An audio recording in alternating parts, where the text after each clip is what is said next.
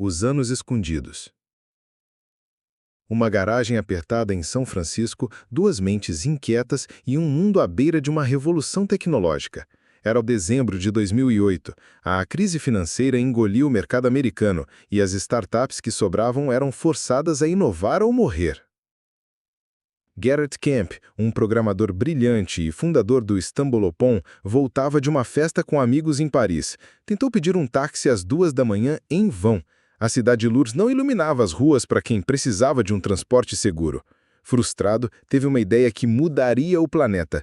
E se, com um simples toque na tela, um carro aparecesse onde você estivesse? De volta aos Estados Unidos, ele começou a esboçar o conceito. Batizou o projeto de Uber Cab. No papel, era simples, um app que conectaria motoristas particulares a pessoas comuns, usando geolocalização. Mas como tornar isso viável? Foi quando entrou em cena seu amigo Travis Kalanick, um empreendedor ambicioso, movido a energia crua e sede de grandeza. Travis havia falhado em sua última empresa, mas tinha aprendido algo valioso. Ideias são boas, mas execução vale bilhões. Garrett confiava em Travis. Dividiu com ele a visão, os protótipos, os contatos iniciais. Travis ajudou a levantar investimentos, conversar com engenheiros e formatar o pitch. Mas, pouco a pouco, a sombra do cofundador crescia e se tornava o verdadeiro rosto do Uber. Enquanto Garrett se concentrava na tecnologia, Travis fazia reuniões com investidores, apresentava o projeto como sua nova visão para o futuro dos transportes e, aos poucos, começou a apagar o nome do amigo da narrativa principal. O Uber não era mais a ideia de dois amigos frustrados com táxis em Paris. Agora era a plataforma agressiva de um novo gênio da disrupção. O nome Garrett? Uma nota de rodapé em documentos esquecidos. Era o começo da maior guerra silenciosa do Vale do Silício, e quase ninguém viu isso acontecer. A traição nos bastidores. O Uber nasceu com um DNA explosivo, velocidade, ousadia e uma ambição silenciosa que só crescia.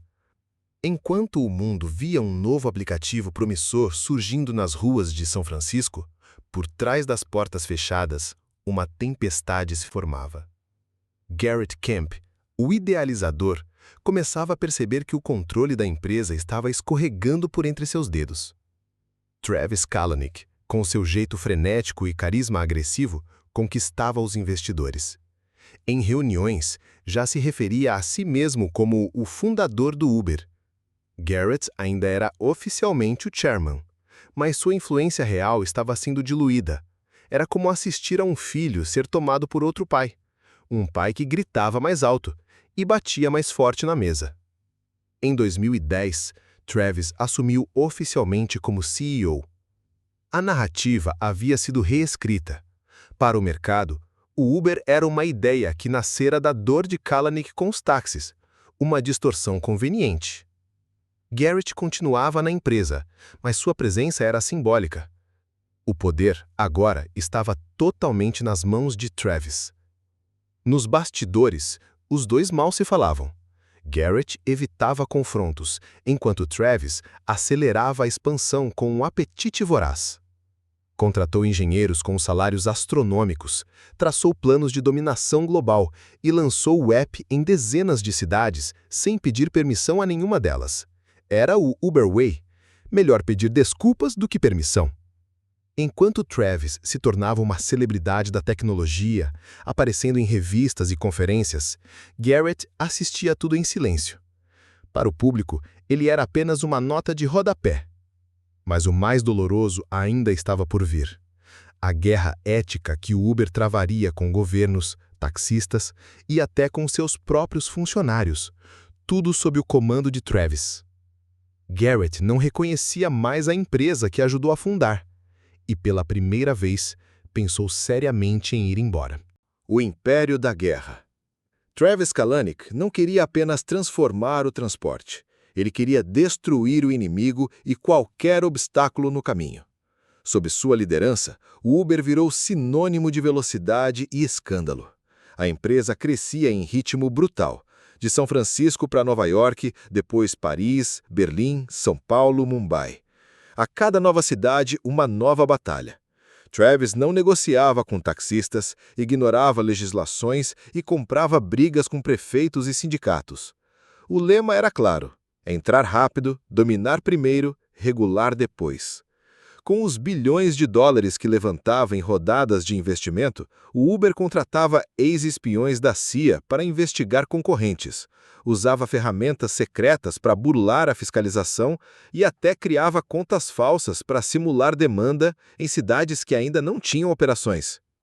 Por fora, Travis era o visionário do transporte. Por dentro, era um general em guerra, e a guerra, ele dizia, exigia armas sujas. A cultura interna refletia esse espírito. Uma mistura de adrenalina, lealdade cega e medo constante. Os funcionários trabalhavam exaustos, perseguidos por metas impossíveis e liderados por executivos dispostos a tudo para impressionar Kalanick. Mas o que parecia inquebrável começou a rachar. Um escândalo de assédio sexual envolvendo uma funcionária expôs os abusos culturais do Uber. Ao mesmo tempo, um vídeo viralizou mostrando Travis discutindo de forma humilhante com um motorista da plataforma.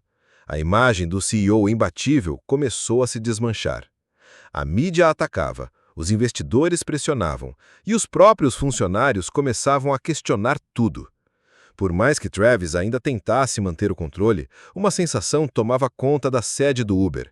O império estava desmoronando de dentro para fora. E pela primeira vez, a cadeira do CEO começou a tremer. A queda do rei. No auge, Travis Kalanick comandava uma empresa avaliada em quase 70 bilhões de dólares. Ele era visto como um dos homens mais poderosos da nova economia, chamado de o novo Steve Jobs por alguns e o tirano do Vale do Silício por outros. Mas, como todo império construído à base de fogo e ferro, o Uber também tinha rachaduras profundas demais para serem ignoradas. Em 2017, depois de uma série de denúncias públicas, protestos internos e pressão de investidores majoritários, Travis foi finalmente forçado a pedir demissão. A carta não era uma renúncia, era uma rendição. O homem que prometeu reinventar o transporte global agora saía pela porta dos fundos, sem aplausos, sem perdão, sem glória. Ele havia vencido batalhas externas contra governos, taxistas, concorrentes e até culturas inteiras.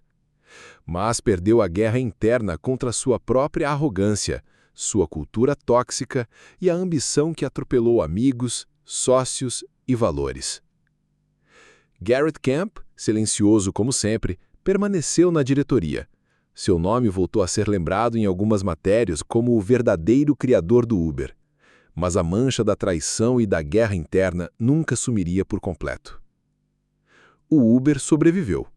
Passou por reformulações, trocou de CEO, tornou-se uma empresa pública. Mas nunca mais foi a mesma. E Travis? Sumiu por um tempo. Depois criou um fundo para investir em startups e projetos imobiliários. Mas a sua imagem, o gênio ousado, desafiador, indestrutível, havia ruído para sempre. No final, essa não é apenas a história de um aplicativo de carona. É a história de como o poder pode transformar amizade em ruína, ambição em vício e um sonho compartilhado em um império construído sobre a sombra de uma traição.